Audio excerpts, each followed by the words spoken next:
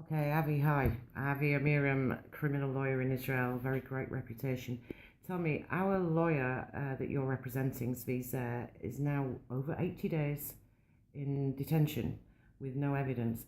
How does that fit into civil and human rights in Israeli criminal law right now? First of all the laws in Israel, their first, I would say, item or first or the most important thing is freedom. That's the most of the laws are trying to give to the freedom some substance. Right. But the thing is, once you come into courts, it's a very hard situation. You cannot really practice the word freedom. Why? In Israel, once there is an indictment against a person, and once the indictment, let's say, is based on documents that was collected or being done by the police, takes time to copy those documents. Okay. And in Tzvi case, for example, Tzvi says the lawyer case, we have about 20,000 pages that we have to photocopy and prepare our arguments in court. The thing is, the prosecution and the police didn't think that they should prepare those 20,000 documents, or at least the most important of them, immediately when the indictment was filed to the court. Meanwhile, Tzvi is sitting on days and days and days and days only for procedural things like copying the material, copying the all the evidence that were collected through the last 2 years by the police. That's make him, I would say, a prisoner of the bureaucracy, or the bureaucracy put him really in jail for so many days without trying and without being able to let them free. We were discussing the issue in front of the judge by saying to him that, the arrest that he is now being put, or 80 days. 80 days, this is according to the Israeli law, it's unlawful. It's impossible to hold such a person in Israel over 30 days without discussing the evidence. And we passed, the time, we passed everything. And if you ask me, I think the system failed. The fact that we are here after 80 days of trying to get the information, trying to get the documents, and try to get him on bail, it's impossible. It's impossible. It's being blocked by procedural things. The UN Article 9 says freedom of citizens, actually Israel's treaty with the UN says Article 9, the freedom of citizens is important even when they're incarcerated. So how do you think that Israel's judiciary reconcile breaking all these international laws for a crime that's not been proven? There's a decision that was made by the Supreme Court judge saying exactly and directly that holding a person over 30 days without copy of the documents, without starting to negotiate or even fight the fact that somebody is in prison, it's illegal, it's unlawful. This statement was done already by the Supreme Court. The problem is that you cannot practice this decision. Once you came into the court and you're trying to say, wait a second, the judge made a decision, and according to his decision, this is an unlawful procedure. This is an unlawful, act, holding a person for so many days in jail without his lawyer being able to fight to defend him, and fight the evidence that were collected. We claim that Tzvi Zer is innocent. We want to prove it into the court. A. B. This is not a cause to hold somebody, in prison, because theoretically there is a condition that the judge can make and prevent any action which is against the law. We're talking about things that were published, and that's it. So you can theoretically put him in a house arrest for the meanwhile.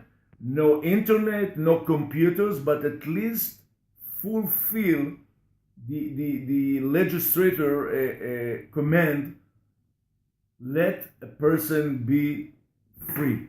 And we are fighting for freedom. You're fighting for freedom of a suspect.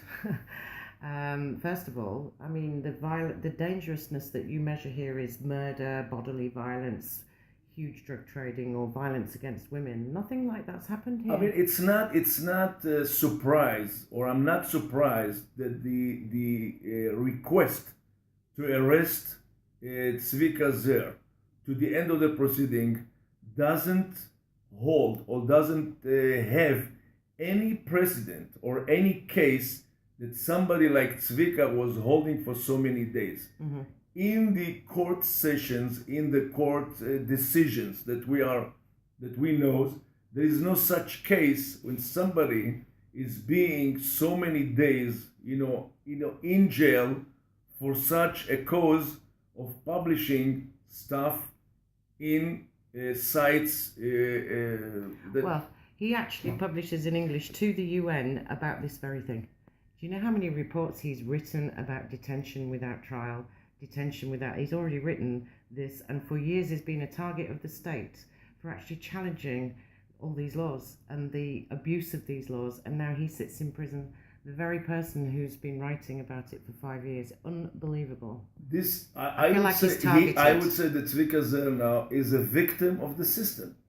The system is that you cannot really copy the evidence. You cannot really fight and defend somebody who is under arrest right now because the documents are not being supplied to the lawyer. And what a lawyer can do without documents? He only can say, Gewalt, rescue this guy, release him on bail, because we don't have the documents, we don't have any measures or means to fight back what's written really in the indictment. Do you think he's a target after being targeted 5 years ago for this? Do you think he's on the target list a little bit?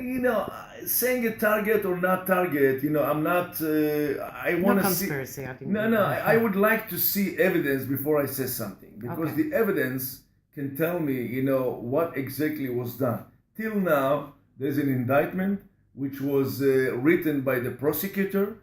We, as the lawyers, needs the documents to fight back. We don't have the documents to fight back at the moment. And the only thing that we can say right now, that the arrest and the way he's being arrested and putting in jail now, waiting for the documents, it's illegal because there was a decision in the High Court that says it's illegal. So there's no doubt that the whole procedure till now, it's illegal procedure because it's against decisions that were done by the Supreme Court.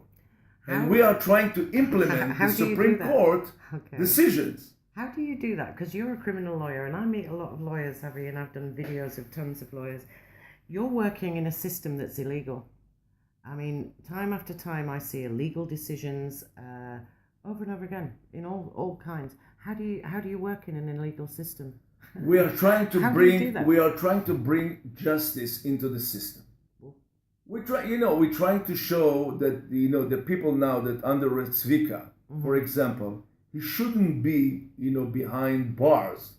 There was no doubt about it. He's not a criminal. He's not a dangerous criminal. That there is no condition that can prevent his dangerous. Dangerous in quotation mark. Yes, because I really was representing a lot of people during the years. This is one of the exception case that I can tell. I see a client behind bars, a lawyer behind bars, and saying that this is the dangerous person that cannot be on bail at the moment. And I think the judge should release him on bail from the first day that the indictment was submitted to the court, putting him in conditions, and let him try to fight with the documents, with the evidence. Okay. In one hand, I would say, this is like trying to balance between interest of freedom and interest of putting people on trial. Right. And that's, if you put him on the house arrest for the actual proceeding that we are facing right now, that's, it's a same or some balance that you can do without really harming the decisions of the High Court and harming his freedom. It's cruel. I mean, it is cruel. People can die under this. People can kill themselves. It's unbelievable. You're great. I'm going to follow you because I'll be back. We're going on trial, aren't we? We're gonna win. Thanks, Avi.